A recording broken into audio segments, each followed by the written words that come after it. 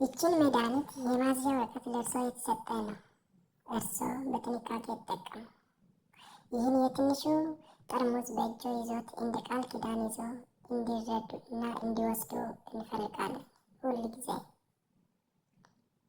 በቀላሉ እርሶ ሆነ ለሚወስደው ለሁሉ ለጤና የተሰጠ መጠን ነው፣ የተዛዘዘ መጠን ነው እና በትክክል እና እውነት ይወስዱታል ማለት ነው።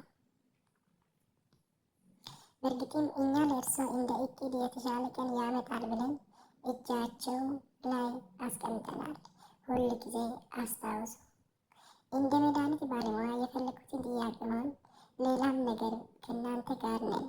ጥያቄ ካለዎት ማለት ነው እና የታዘዙ መድኃኒቶች ሳይቋረጡ እንዲወስዱ የሁል ጊዜ ምክራችን ነው። ምክር ከፈለጉ አለን ማለት ነው። እናመሰግናለን።